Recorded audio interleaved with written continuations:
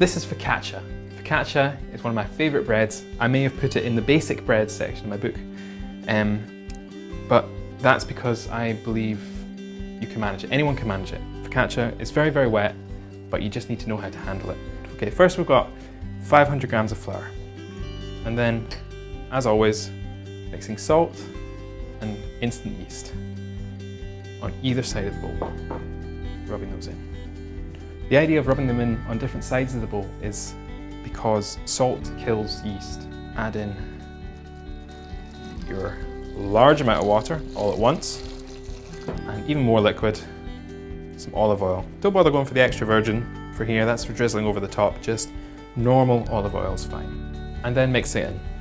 Persist, persist, persist, and it will become a dough. We could quite happily leave that for half an hour. The yeast will do its work and it will be well kneaded after just half an hour just sitting there, and we won't have to worry about kneading.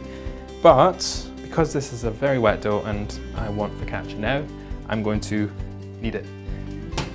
There's a very special way to knead wet doughs. First and foremost, no flour on the table. Incorporating more flour into the dough, we don't want that. Second, just be patient. This takes a wee while to get used to, this kneading method. It's called the slap and fold. So you just put your hands underneath, lift it up, and slap it back down. And pull it towards you and fold it over the top. And then you go in from either side again and slap it back down. Already I can feel this becoming tighter in my hands.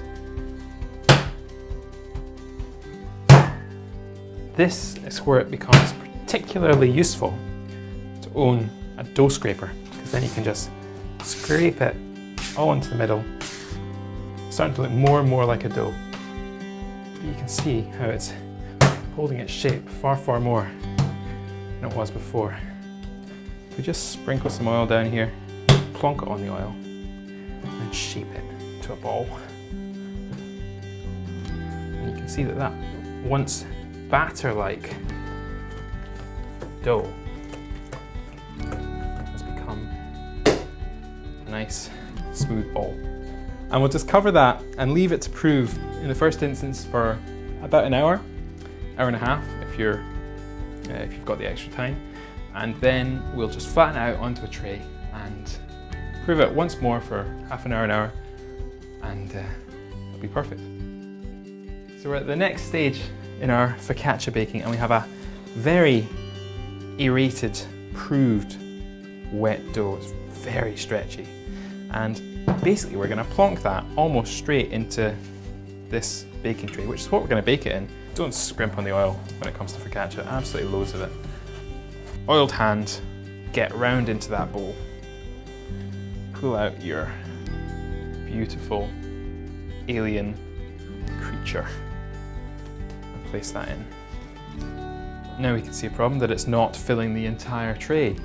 So we're just gonna, with our oiled hands, press it right down into the sides. So we're going to prove our focaccia dough now for a final hour or so before we cover it in sea salt, rosemary, whatever you like, and bake it in the oven for however long you like as well. This is our final proved focaccia dough. It's looking very bubbly and wobbly.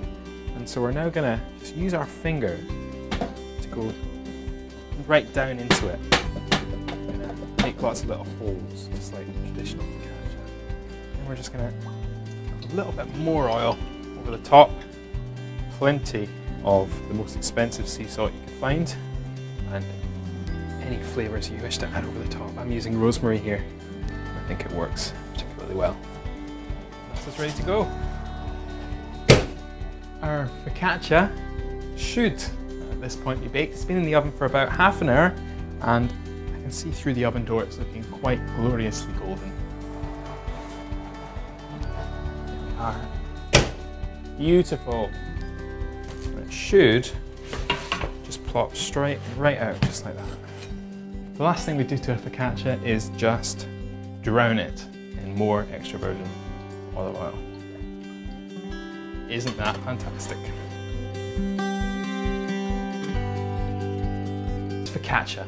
Focaccia is one of my favourite breads. I may have put it in the basic breads section of my book, but that's because I believe you can manage it. Anyone can manage it.